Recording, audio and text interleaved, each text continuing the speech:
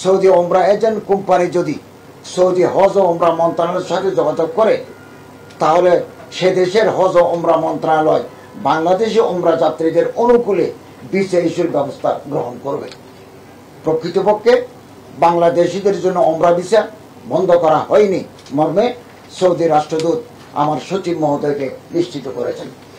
সাংবাদিক ভাইয়েরা যদি মাননীয় রাষ্ট্রদূতের অডিও বক্তব্য শুনতে চান, আমরা রেডি আছি, আপনাদের শোনাবো ওনার বক্তব্য। আর আমরা যেটা লিখে দিয়েছি ওনার এটা অডিও বার্তার এই লিখিত রূপ। প্রিয় সাংবাদিকবৃন্দ, ওমরা যাত্রীদের টিকিটের অর্থ ফেরত প্রদানের বিষয়ে যুগপথভাবে এ মন্ত্রণালয়ের পক্ষ হতে সর্বাধিক ওমরা যাত্রী পরিবহনকারী বিমান বাংলাদেশ এয়ারলাইন্স, সৌদি এয়ারলাইন্সের সাথে আলোচনা করা হয়েছে।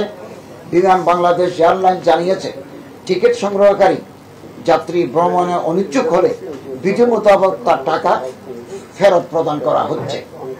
অন্যদিকে সৌদি এয়ারলাইন্স জানিয়েছে তারা রমজান মাসে ভিসা না পাওয়ার কারণে যারা ওমরা পালনের উদ্দেশ্যে সৌদি আরব যেতে পারবেন না, তাদের সাথে আলোচনা পূর্বক ঈদ উল ফিতরের পরে অথবা আগামী জুলাই মাসে ওমরা পালনের সুযোগ রেখে টিকিট পরিবর্তন করে দেবেন বা পরিবর্তন করে দেওয়া হচ্ছে।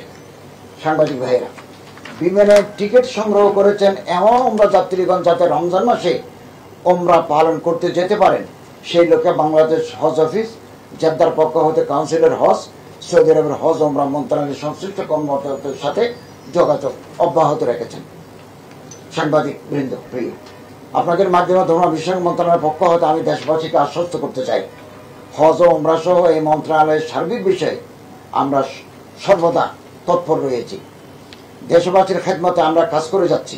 হজ এবং ওমরা পালনে দেশের ধর্মপ্রাণ মুসলমানগণ যাতে কোনো জটিলতা বা সংকটের সম্মুখীন না হন, সে বিষয়ে আমরা সচেষ্ট রয়েছি।